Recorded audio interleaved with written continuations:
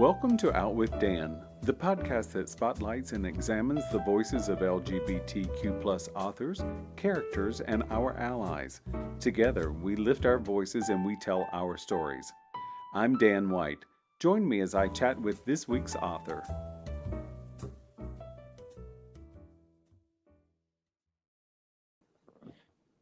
Hello and welcome back to Out with Dan. Today, I'm excited to talk to Stephen Salvatore about his book, No Perfect Places. Welcome, Stephen.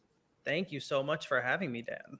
Oh, I'm excited. This book is uniquely different to me, I think, a little bit. It's almost as if it's a memoir, except it's a fictional account. It's really, really interesting what you've done with the characters. Can you give us an elevator pitch?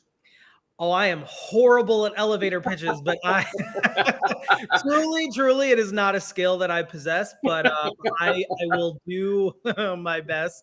It is about twins, Ollie and Alex. It's a dual point of view, and it follows both of their perspectives as they navigate this landscape of dealing with their father, who is incarcerated and then passes away in prison.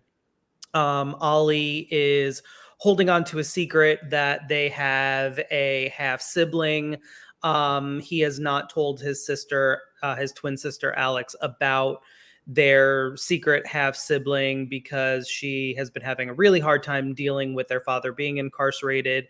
And then once he passes away, Alex just kind of goes off the deep end.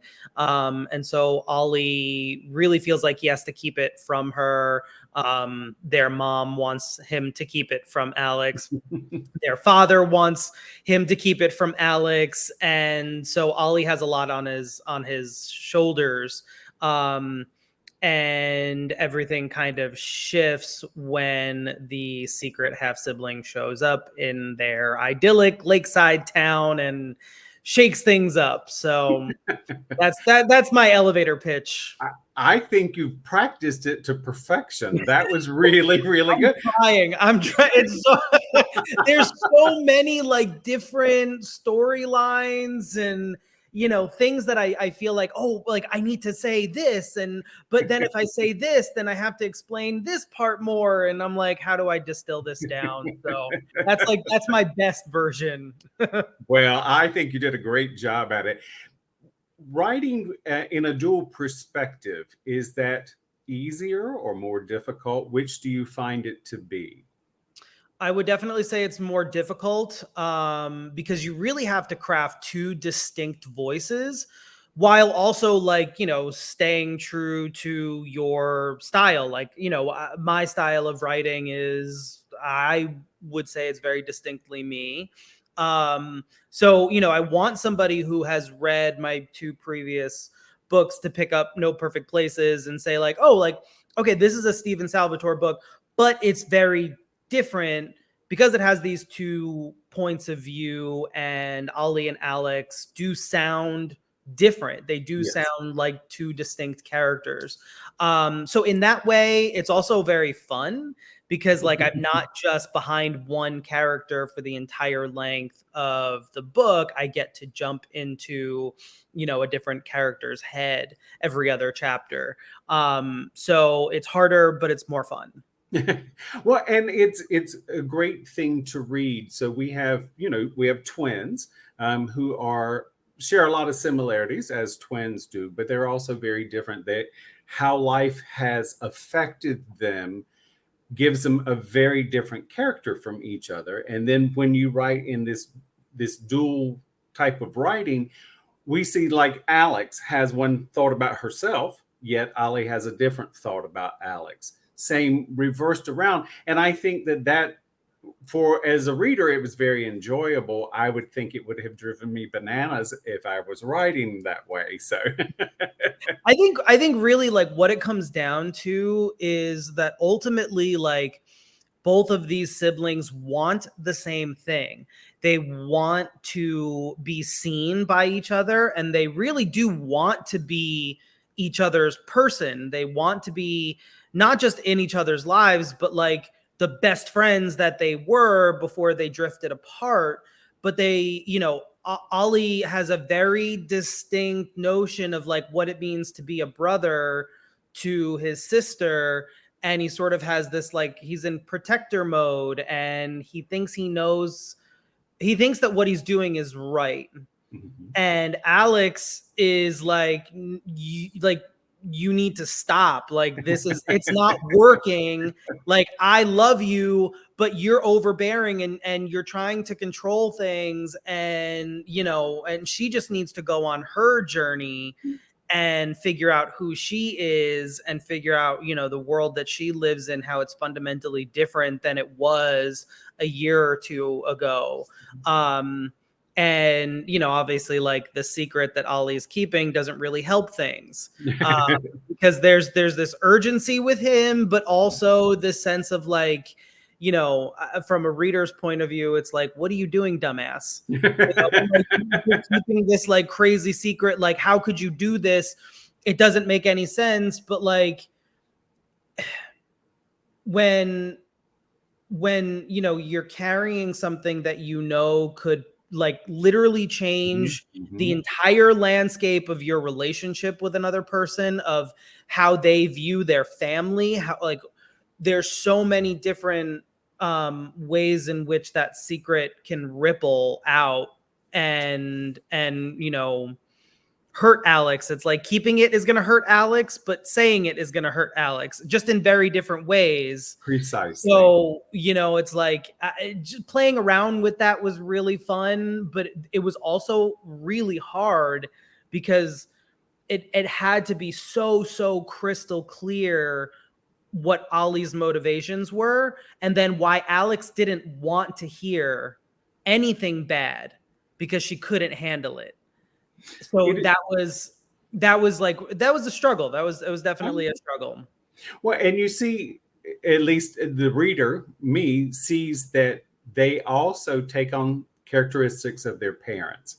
So Mhm. while the mom is out busting her hump, trying to, put a roof over, food on the table, the whole 9 yards, she leaves them alone without nurture, because Mhm. that's the way she feels like she has to do. And in some ways, I feel like Ollie does the same thing, in the fact that he gets so into his head trying to fix. So he's actually overcompensating. He's doing the opposite of what mom is doing.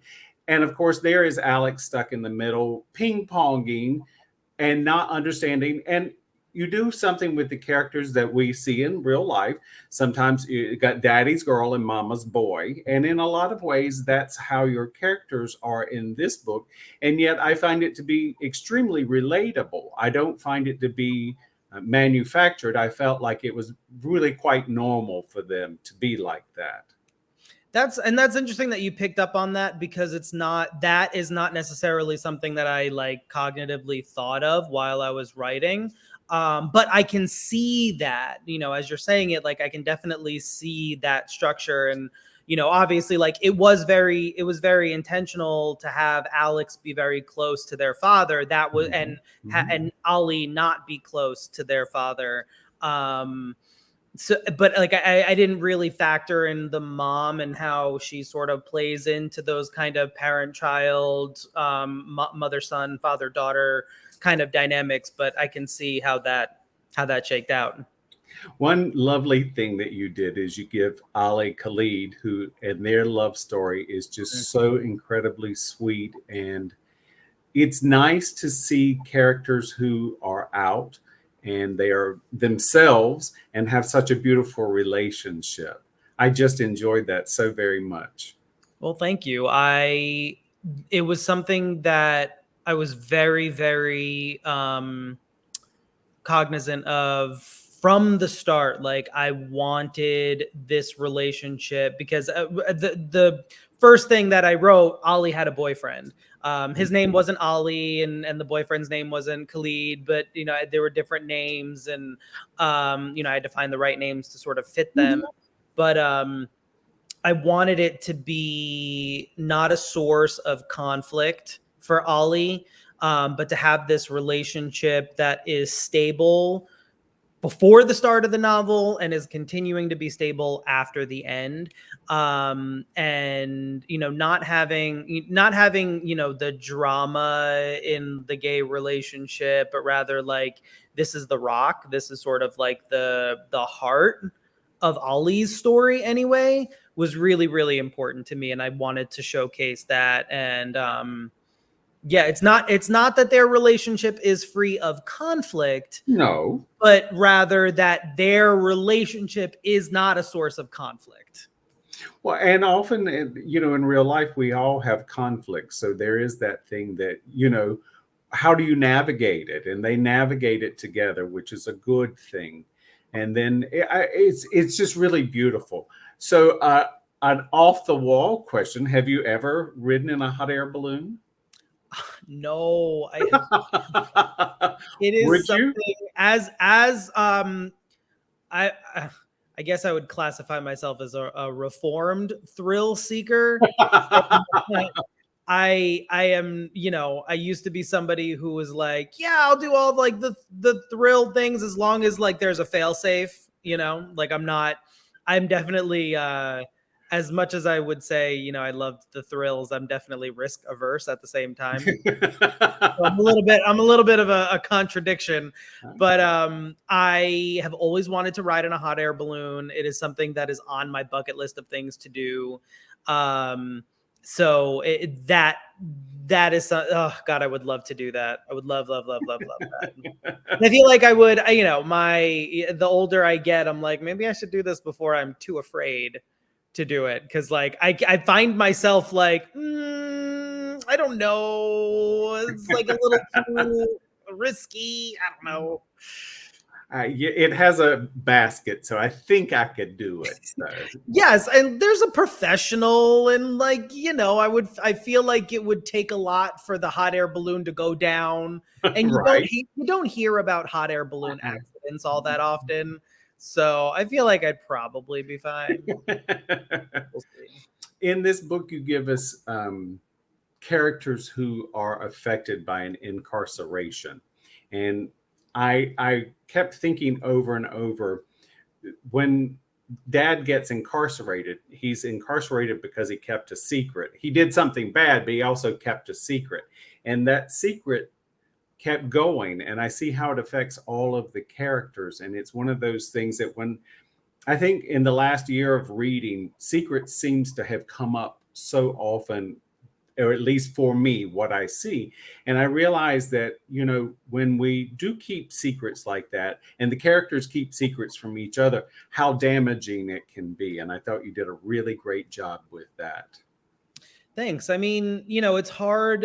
It's something that I've not really seen a lot of is literature really of any kind that talks about like the impacts of incarceration on children, like parents who end up in prison, and what that does to their family members, because we can talk all day about the messed up criminal justice system, how it's unfair, how it's extremely racist, how it unfairly targets so many marginalized groups of people for various quote unquote reasons, right?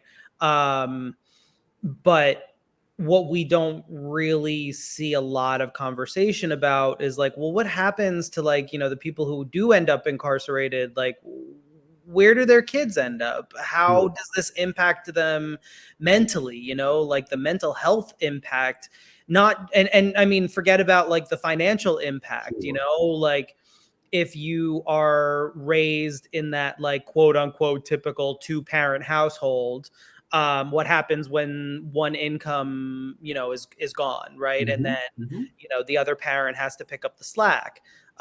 Excuse me.